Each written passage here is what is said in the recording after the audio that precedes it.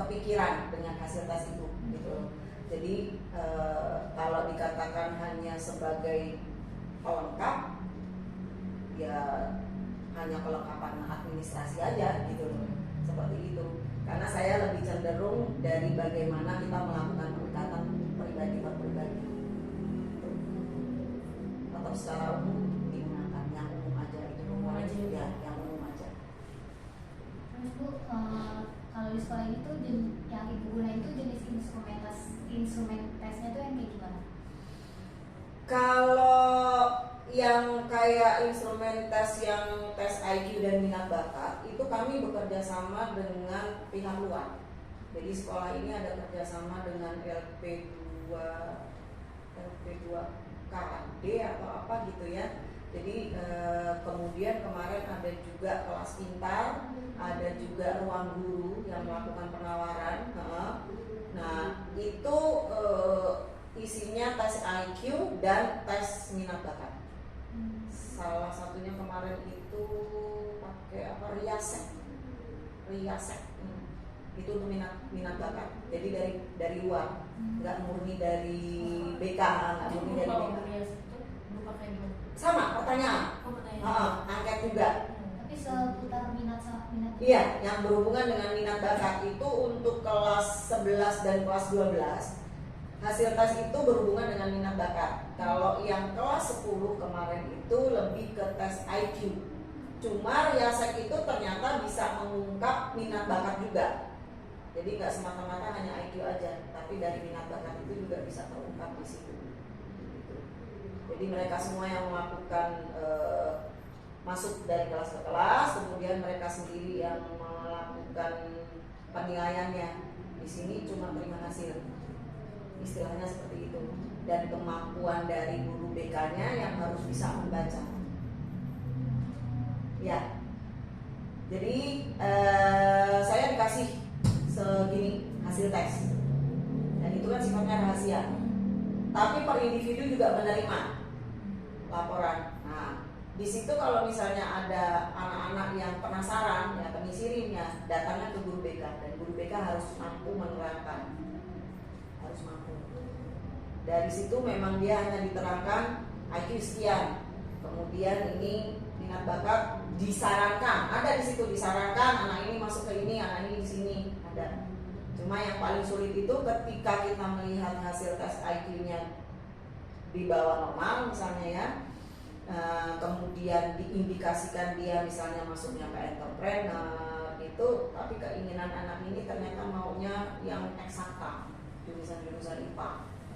Nah ini beban berat seorang guru itu untuk mencari celah menerangkan akan bagaimana kalau dia memaksakan diri mau masuk ngambil di bidang yang mayoritasnya IPA. Bagaimana Ibu memilih instrumen tes yang sesuai dengan kebutuhan siswanya? Biasanya saya dari mengamati ya kebutuhan anak-anak, mayoritas apa di sini, misalnya kayak perilaku gadget, ketergantungan gadget. Kemudian karena saya tipikal guru yang suka nongkrong, ya kadang nongkrong, boleh bisa ditanya deh dari luar situ ujung sana ke ujung sana, mungkin kita tahu gitu.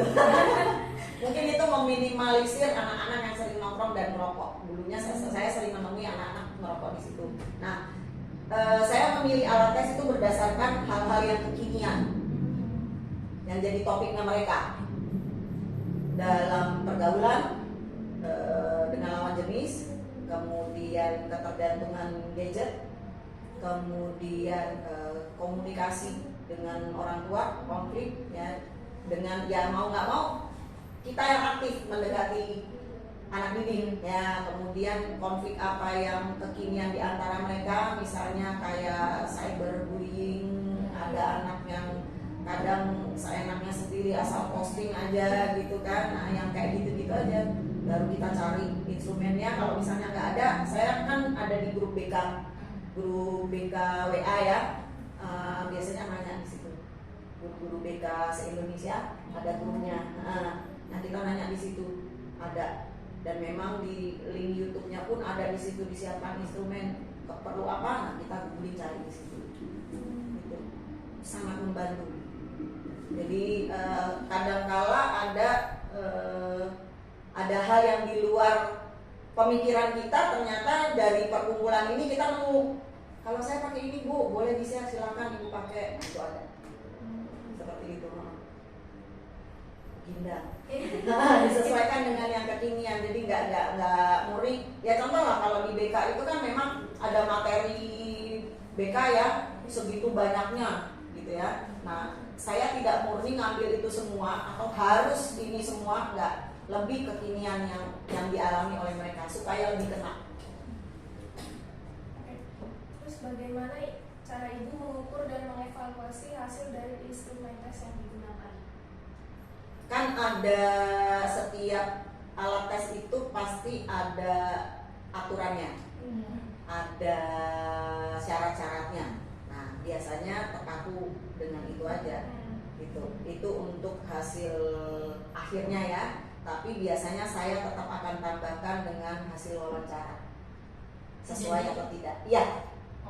Karena kadang gini, yang saya khawatirkan karena alat tes apapun itu sudah mulai mendunia ceritanya, itu tidak menutup kemungkinan anak melakukan manipulasi kan. Nah, jadi istilahnya untuk meyakinkan bahwa hasil ini benar-benar, biasanya saya tetap akan melakukan dialog. Pusing ya? Makanya jangan ditiru, pusing nanti. Kayak gitu ribet. Kalau mau yang simpel ya kita gunakan alat tes apa, syaratnya ada, kuncinya ada, lakukan aja. Tapi kadang kalau hati nurani tidak mempercayai, ya itu nuraini, hati nuraini begitu itu. Biasanya saya panggil, benar nggak? Istilahnya apakah mendekati 90%? Saya tidak mau mengatakan 100% ya. 100% itu bukan milik kita.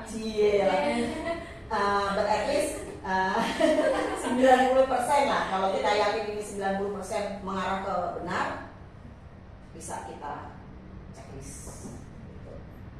Kayak tadi Ibu kan udah bilang tuh segala mengukurnya, evaluasinya, terus udah ngejelasin juga tes itu gimana. Kalau dari tes yang Ibu udah lakuin kan minat dan bakat ya, Minat bakat dan tes IQ. buat ngebantu Ibu sendiri itu ngebantu banget ya sih instrumen tes itu buat Ibu sebagai guru BK tersendiri. Sangat membantu sih.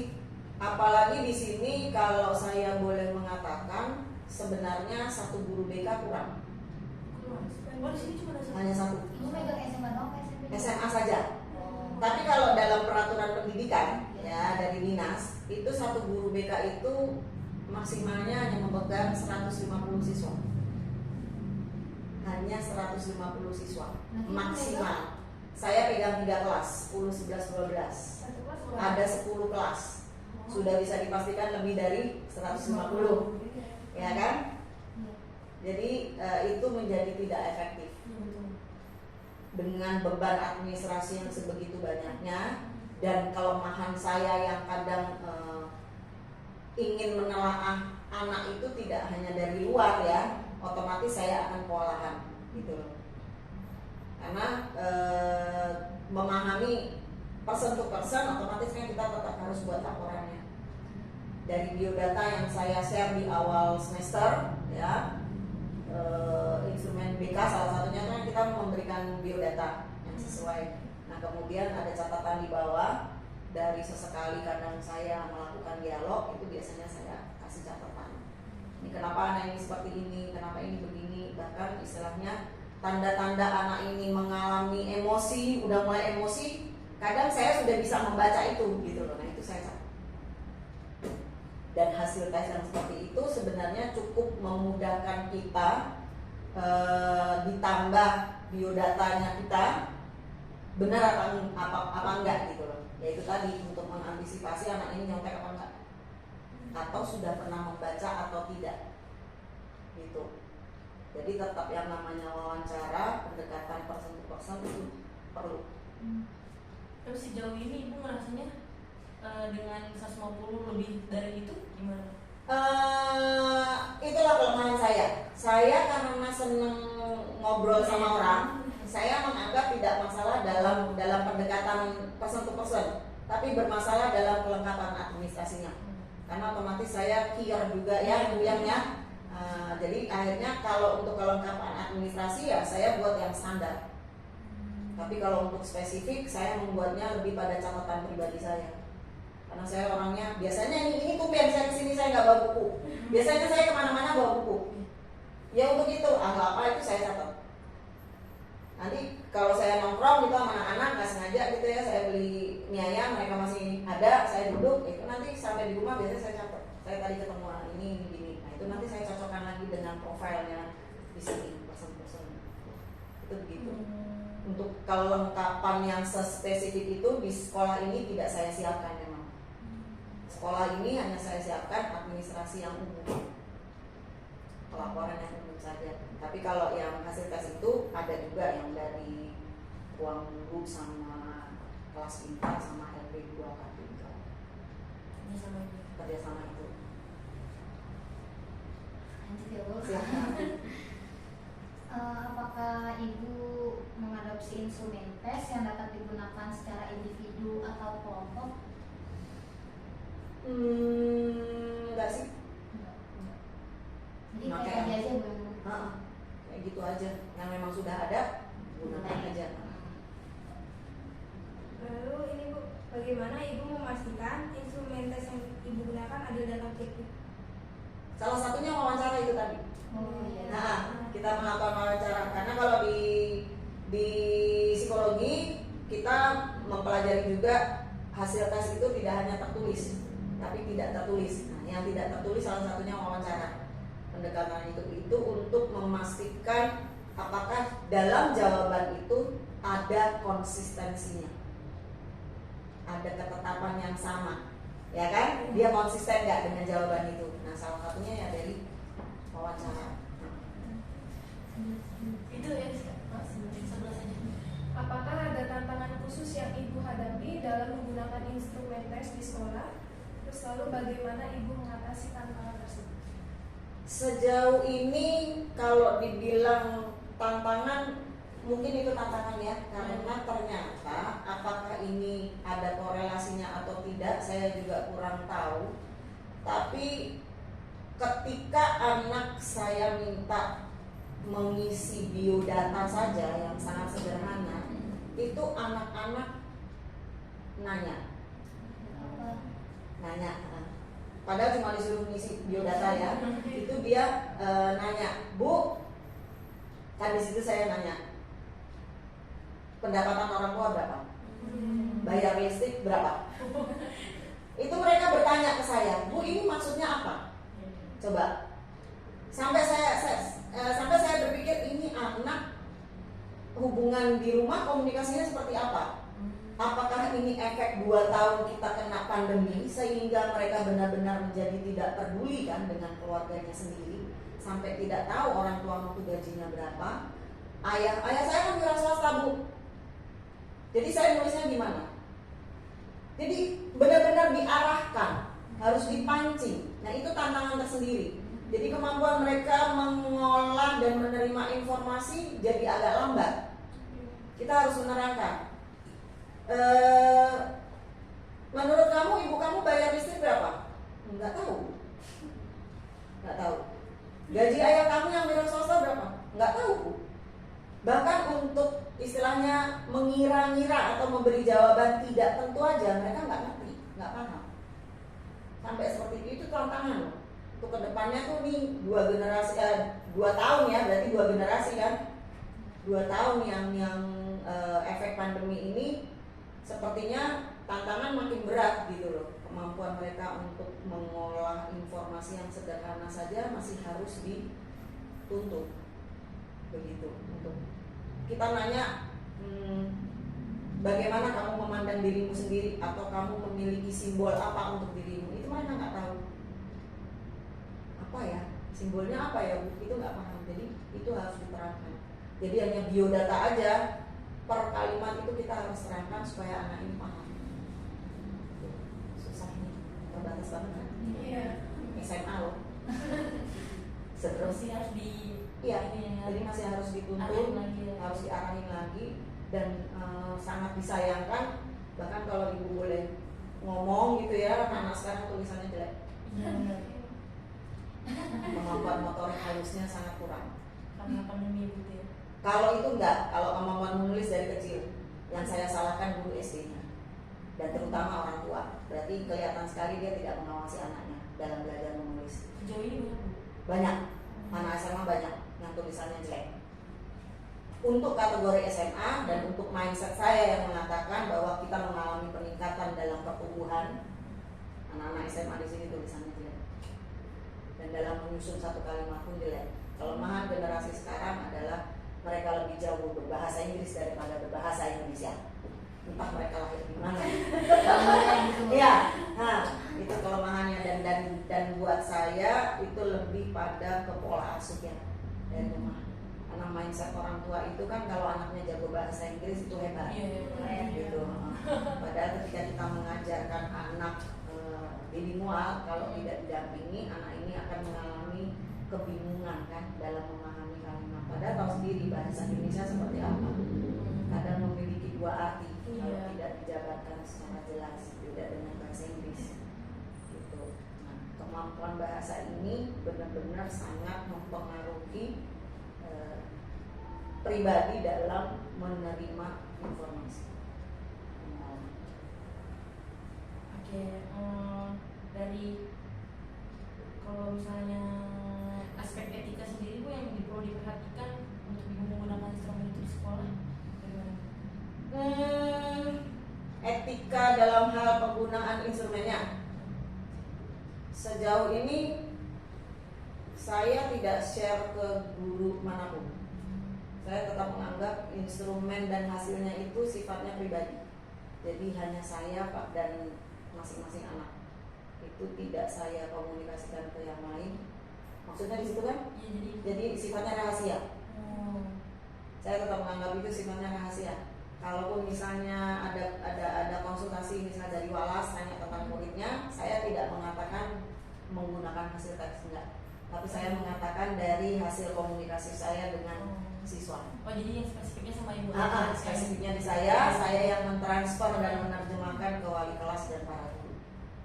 Itu, pelit. Iya, ibu aja ya. Iya.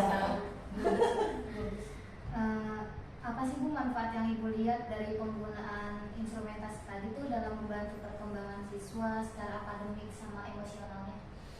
Kalau secara akademiknya dengan kita mengetahui hasil dari alat tes itu kan kita jadi bisa lebih mengarahkan anak ini ya supaya lebih fokus ya, lebih fokus. Kalau dari hasil akademik kan kita bisa dilihat di situ. Contoh sederhana, ketika anak ini merasa pintar hitung-hitungan. Hitung-hitungan itu kan identiknya dengan matematika, fisika, dan kimia, ya kan? Nah, kalau anak ini memang murni pintar hitung-hitungan, sudah bisa dipastikan fisika dan matematikanya pasti bagus.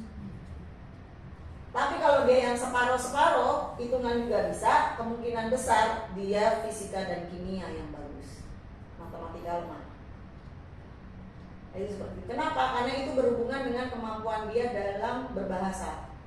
Kalau fisika soal cerita. Kalau dia berbau agak anak-anak sosial, fisika ini udah pasti akan pusing. Fisika ini dia akan pusing memahami fisika. Beda dengan pemahaman di kimia. Kimia kan lebih jelas dibanding fisika. Fisika ini contoh deh, misalnya kita membayangkan menarik garis lurus dari sudut sana ke sudut sana, ya kan? Kalau dia bukan yang murni ilmu pasti akan kesulitan. Maka fisika juga akan lemah. Tapi kalau dia kuat, penampang dari sini dia bisa mengira-ngira. Nah, itu udah dipastikan matematika, fisika kuat, bagus. Kalau kimia lebih banyak ke unsur hafalan, berbaunya pasangannya dengan biologi. Biologi tidak ada hitung-hitungan banyak. Tapi kalau kimia hitung-hitungan itu karena unsur-unsur aja harus dihafalkan. Tapi kalau matematika murni, fisika, matematika. Gitu. Ya, kemudian dari situ itu hal itu yang saya gunakan untuk menerangkan ke anak-anak IPA waktu itu. Bu, saya ngerti ini, tapi saya lemah di sini. Dari hasil tes minat bakat itu kan kelihatan.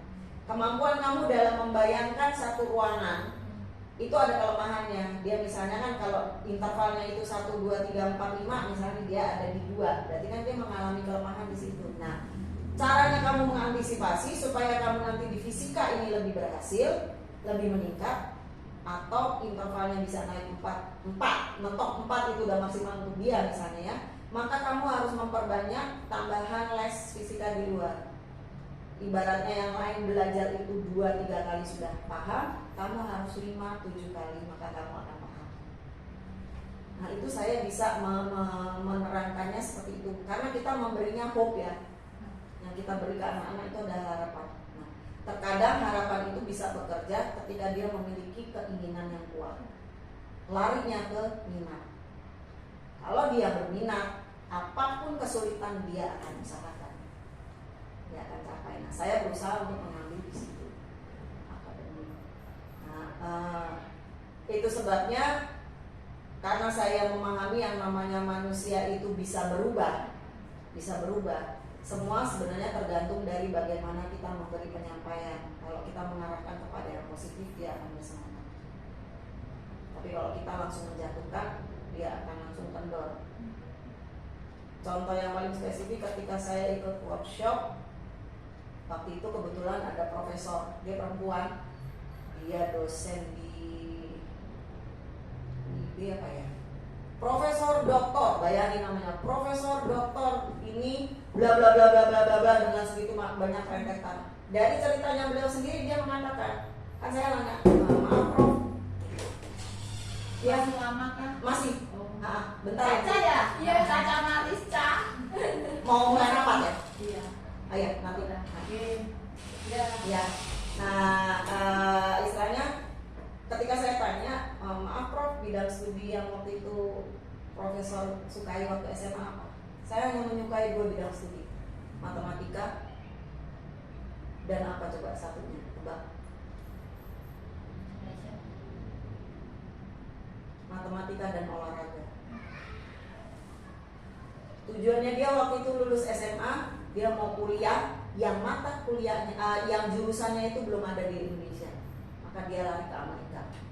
Dan di Amerika hasil dia yang sudah terbaik dan dia sudah bisa diterima di nuklir UGM. Bayangin, tanpa tes, ya, di Amerika dia nggak lolos, nganggur. Balik ke Indonesia, pendaftaran sudah ditutup untuk semua universitas, kosong di satu universitas itu yang sekarang dia jadi dosen di situ. Jadi kita tidak pernah tahu kepandaian kita di mana, nanti larinya akhirnya di mana. Dia profesor doktor itu dia sekarang di bidang IT, informatika, teknologi. Kalau sudah prof berarti dia sudah menciptakan sesuatu kan? Dia ahli komputer. Nah, matematika murni hubungannya dengan komputer ternyata dipelajari di situ dan dia tertarik. Dan dia masih punya keinginan untuk belajar lagi. Yang ingin dia perdalam adalah artificial intelligence. Ya. Dia udah sampai ke Korea, dia sudah melihat pembuatan robot dan segala macam. Padahal semua berawal dari ilmunya yang hanya menyukai matematika dan olahraga. Bayangkan. Nah untuk menelaah itu kan diperlukan komunikasi, jadi informasi yang sebanyak-banyaknya supaya bisa mengarahkan ke hal yang lebih tepat. Kadang kita nggak pernah tahu nih bimbingan konseling, yakin nanti bertahan di bimbingan konseling. Kadang-kala kita memilih sesuatu yang kita sendiri masih meraba-raba, benar nggak sih saya gitu. Nanti bisa aja nanti nyasarnya bisa di entrepreneur. Dengan backgroundnya yang bimbingan konseling bisa di entrepreneur, ya kan? Mungkin nanti nyasarnya bisa di perusahaan-perusahaan. Nggak pernah tahu. Nah, mulai mikir mas. Sebenarnya sebelum ke BK juga udah dalam banget bu dari keinginan. Dari keinginan. Iya. Nggak apa-apa. Kalau ibu mau pengen jadi guru BK? Saya pada dasarnya memang senang jadi guru sebenarnya. Cuma karena waktu itu saya kuliah sebenarnya arahnya lebih ke klinis, psikologi klinis. Kalau di klinis itu ke RSJ sebenarnya. Ibu Ya. tertariknya ke situ? Iya, ke klinis. Jadi psikologi itu kan ada psikologi pendidikan, psikologi klinis, ya jiwa itu psikologi klinis, kemudian ada psikologi sosial, psikologi industri yang suka di HRD, perusahaan-perusahaan itu dia backgroundnya pasti psikologi industri dan organisasi. Kemudian ada psikologi kesehatan, itu ada item-itemnya. Justru saya tidak belajar di psikologi pendidikan kan, saya mah belajarnya ngambil di psikologi klinis, anaknya ke RSD. Gitu. Tapi pada dasarnya saya memang senang berinteraksi dengan orang. Gitu. Kebetulan ibu saya guru. Kebetulan ibu saya guru, dan ketika saya berkecimpung di sini itu satu hal yang seru. Tentunya bukan guru bidang studi. Kalau guru bidang studi sepertinya kacauan.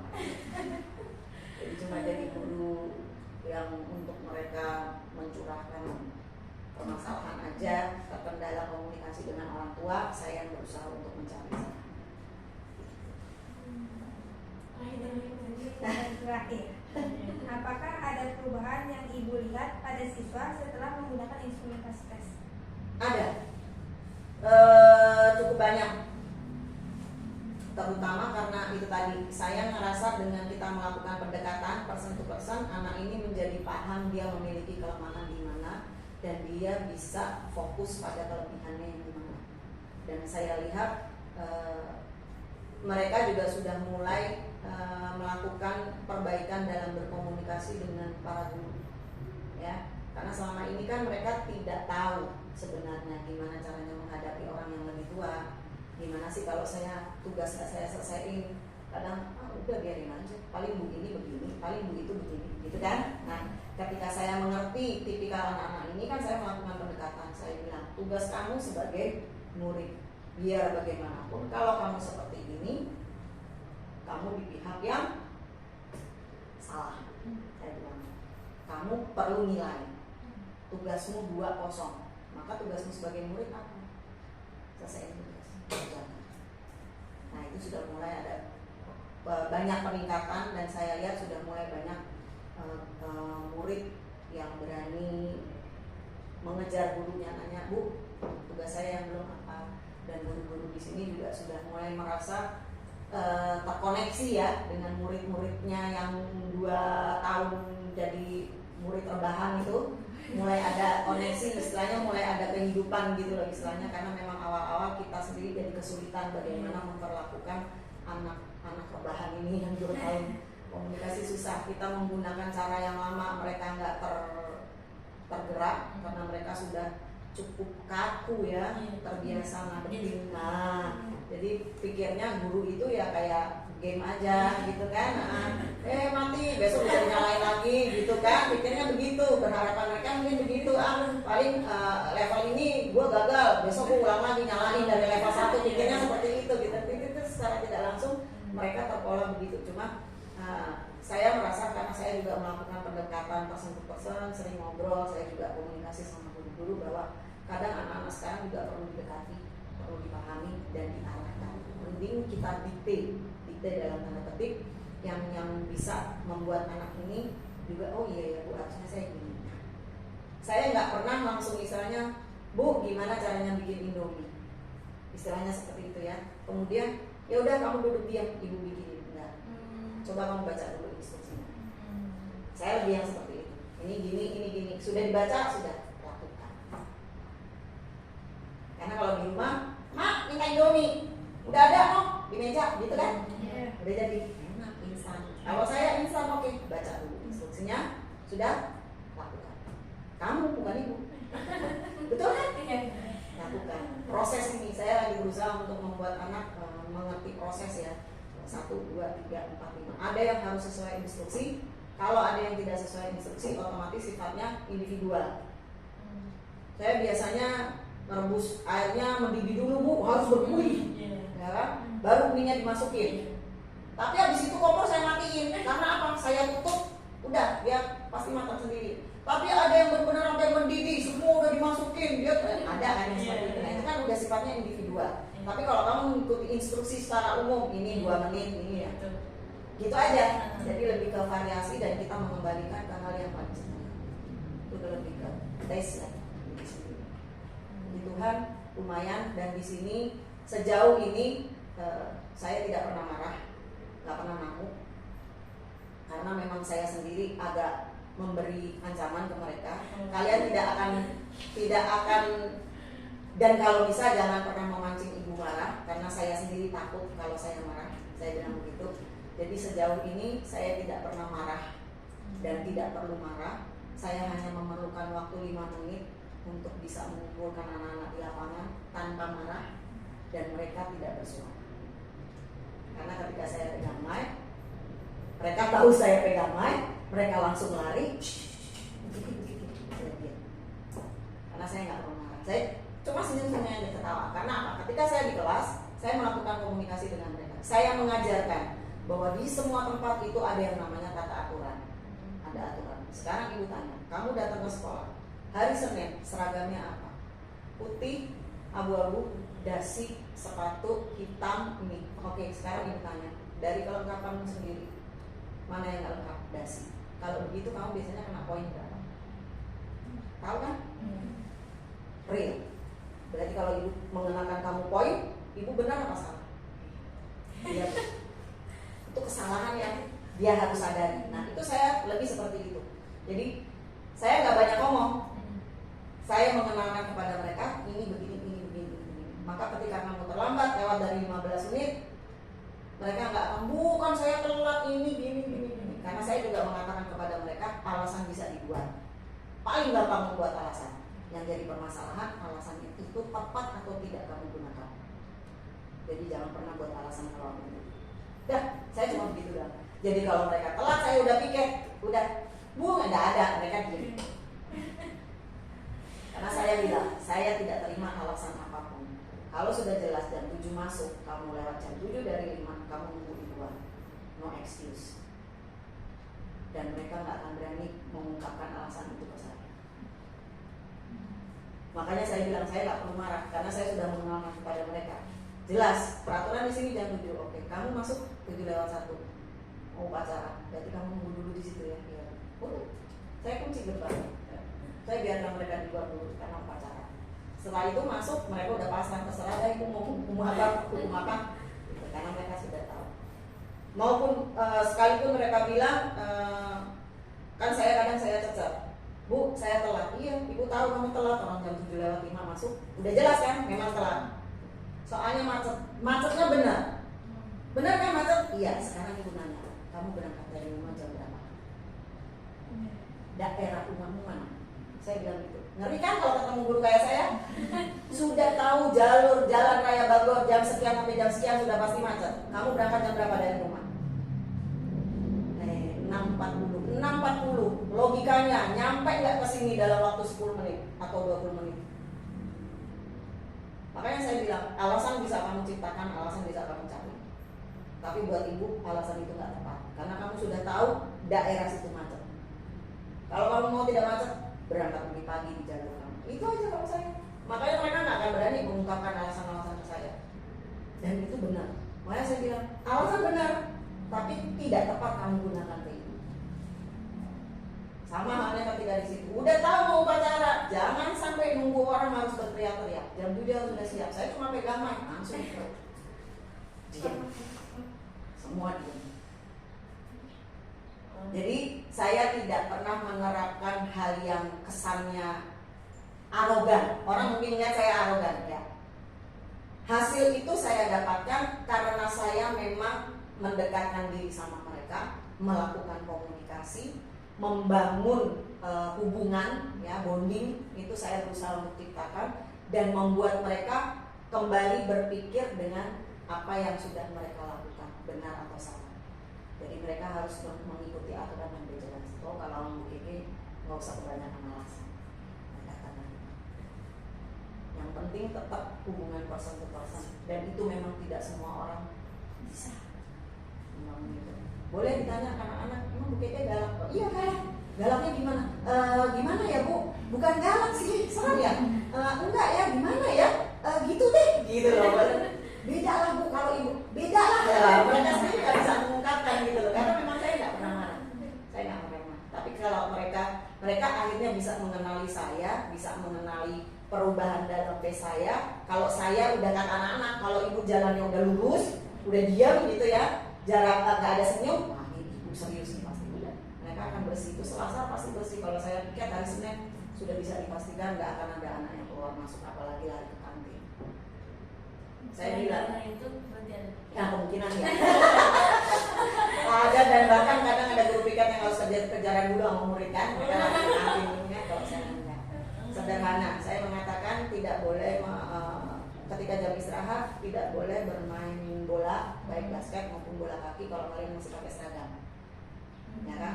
Maka ketika mereka pakai kaos, saya biarkan, tapi saya tetap bilang konsekuensinya. Memang ibu nggak melarang, kamu pakai kaos kan? Dia kan saya atasnya kamu pakai, ibu nggak melarang, tapi karena kamu masih berkeringat, maka ibu minta kamu tunggu di luar 10 menit.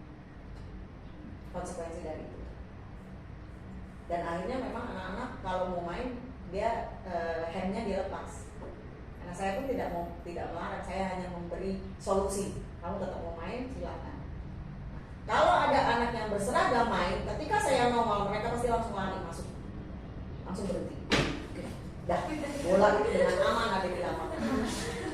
Saya cuma nengok ini aja. Nah, saya nggak perlu teriak. Ya itu tadi karena saya terbiasa melakukan dia.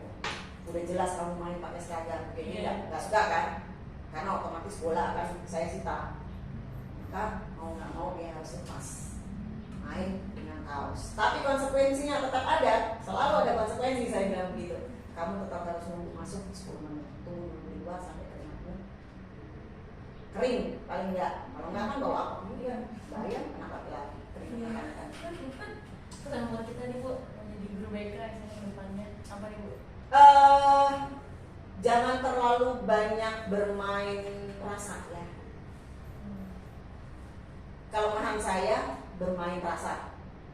Kalau bisa, kalau untuk urusan sekolah, ya kayak orang lah dalam bekerja bermain secara profesional aja, sesuai dengan porsinya. Apa yang memang bisa kita bangun, terutama yang paling penting itu komunikasi. Paling berat lagi kalau kita harus menghadapi nanti ke orang tua, mentranslate-nya ke orang tua, ini yang paling berat karena kita jadi penghubung antara anak dengan orang tua. Tapi pada dasarnya kita harus bisa menomorsekiankan dulu perasaan kita. Jangan mencampuri kegiatan ketika kita melakukan bimbingan dan konseling, tapi minimal ketika kita berhadapan dengan si A, cukup A saja yang kita lihat. Berhadapan dengan si B, B saja yang kita lihat. Kelebihan, jadi penilaian kita itu berdasarkan anak ini, tapi dengan sikap kita yang tetap konsisten, memberi perhatian, memberi tanggapan yang positif, tetap sama karena baik bahasa A, B, C sampai Z otomatis akan mengatakan ibu mau kok dengerin aku, sama, tapi tidak berlebihan karena apa? Kita sesuaikan dengan porsi anak ini.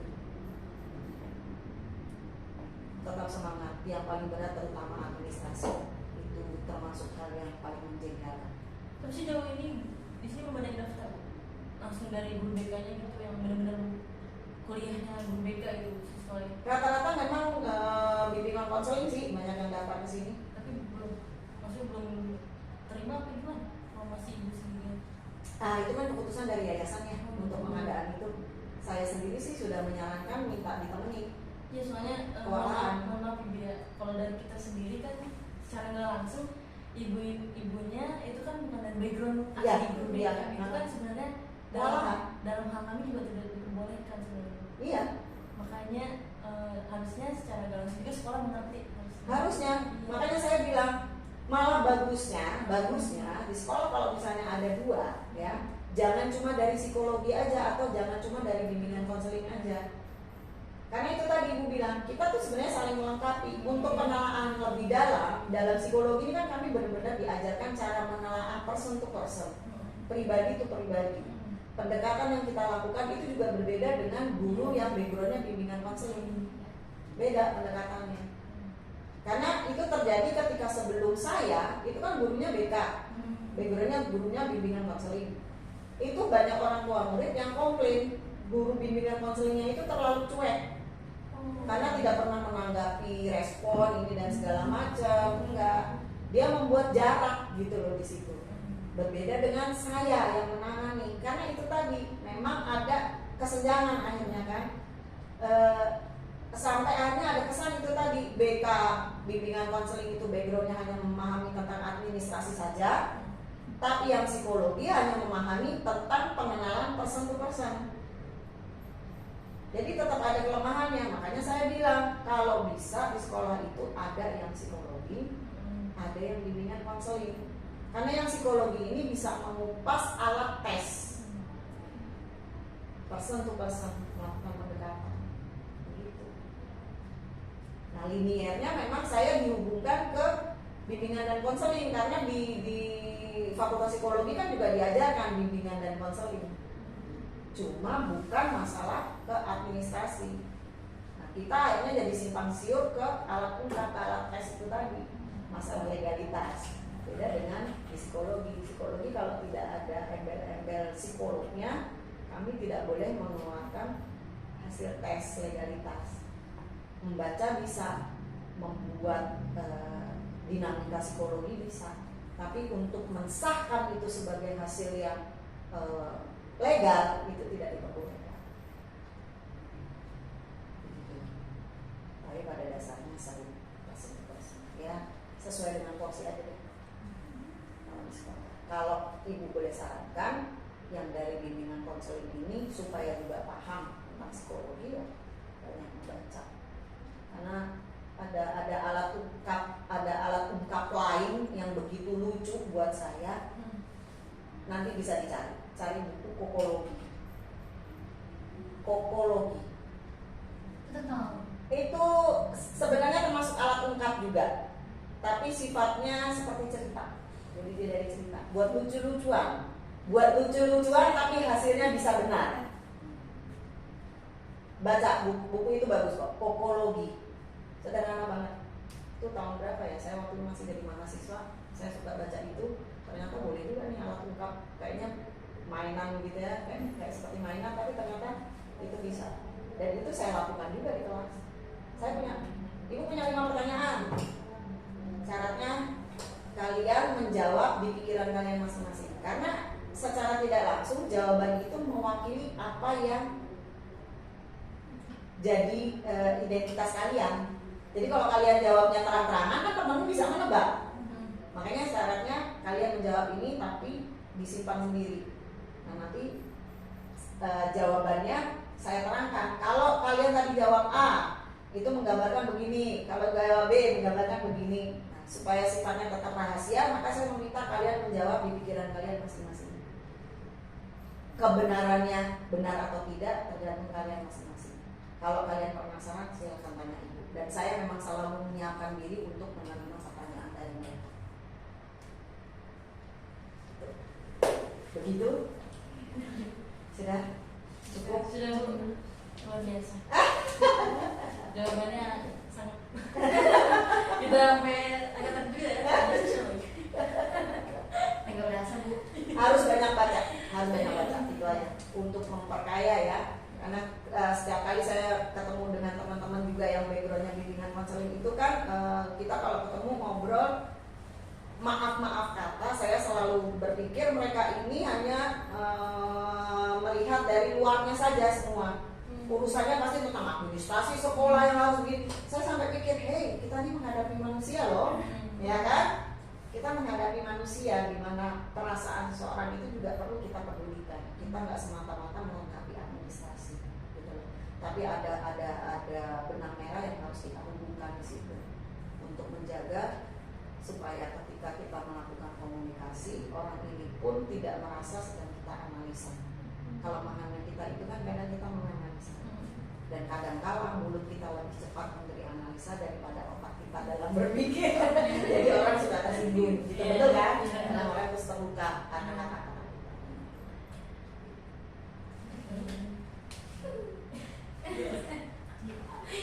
Oke, Ibu. Sudah? Iya. Terima kasih banyak ya Bu ya kami dan terima kasih menjawab pertanyaan dari kami semuanya. Nah, semoga kita pribadi nih secara pribadi kan menjadi ya mungkin ada yang jadi guru BK atau mungkin ada yang enggak. Saran dari Ibu kita terima, semoga kita juga bisa mengembangkannya, bisa membuat motivasi buat diri kita juga ke depannya. Terima kasih buat Ibu juga atas jawabannya semua. Terus waktunya juga, iya, terus juga udah merapat ya. Iya. Terima kasih banyak Bu ya. Ya, sama-sama. Ya udah, semoga kita kita ketemu lagi di Siap, lain dengan waktu. senang hati. Kalau Ya. perlu teman ngobrol silakan. Oh iya, Ngobrol. boleh. Apapun, diskusi apapun. Karena kan tidak jauh dari hal-hal seperti itu ya. Iya, betul. Ada tambahan-tambahan, misalnya perlu referensi buku Iya. sebagai tambahan untuk kalian nantinya membuat Skripsi ya. skripsi. Iya. Misalnya itu berbau psikologi, ternyata itu juga cocok dengan skripsi yang kalian buat, otomatis hasilnya akan lebih maksimal gitu loh. Dan itu menjadi satu referensi tersendiri ya. Kok kamu tahu buku psikologi? Iya. Ya, kan? Iya. Paling nggak dosen-dosen keder juga nih. Iya. Tahu dari mana? Iya. Selalu pikir. Nah itu karena memang perlu ya, itu kita jadi sedikit agak berbeda dari yang lain, karena itu tadi berbeda itu tidak sama. Ya, jadikan itu sebagai satu hal yang membuat hidup semakin berwarna. Tampilkan versi terbaik dari diri kalian masing-masing. Itu semua ada. Kenali, kuasai, pahami, tingkatkan. Apa ya? Serasa kuliah deh. Ya, Oke, Oke. siap.